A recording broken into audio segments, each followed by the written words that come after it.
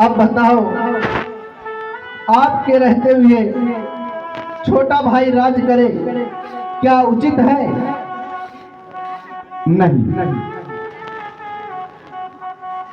ऐसा कदापि नहीं है। भाई, मेरे विचार से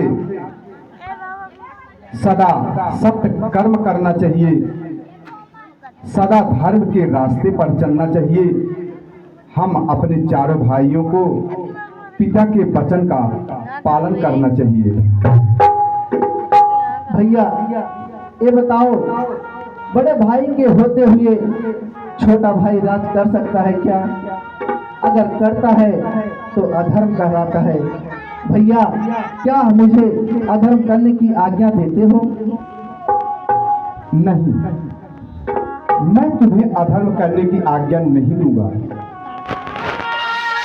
सत्यवादी बनो, सत्य कर्म करो।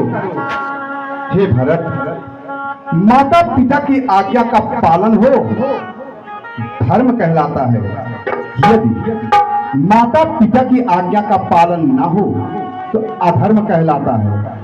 अरे जब बात धर्म अधर्म का है तो कर्मशील क्या कर्म करे। अरे हे भाई, आज्ञा देते हो क्या भाई राम अधर्म करे।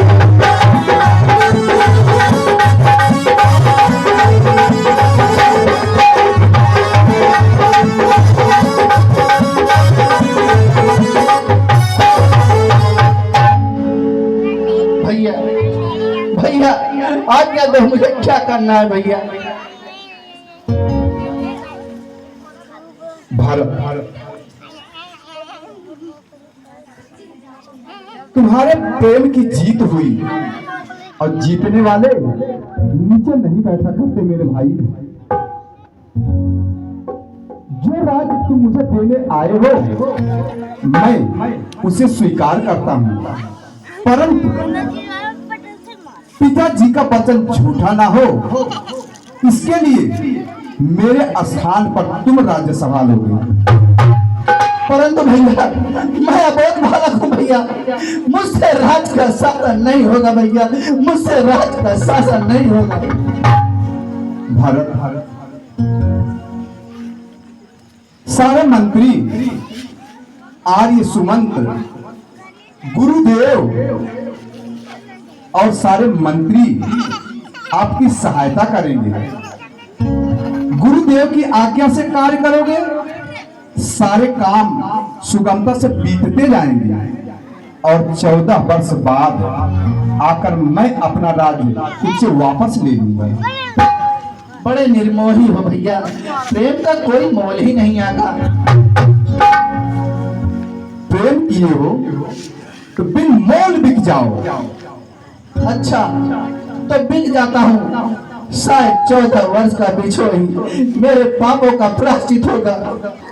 परंतु एक बात याद रखना भैया, आपकी चरणों की सौगंध खाकर कहता हूँ, अगर 14 वर्ष आने में एक दिन की देरी की, इस अपने भरत की जलती चिता देखोगे। नहीं भैया, मैं तुम्हें वचन देता हूँ, एक दिन की भी देरी नहीं होगी। मैं तुम्हें वचन देता हूँ। जो वादा किया वो निभाना पड़ेगा, जो वादा किया वो निभाना पड़ेगा।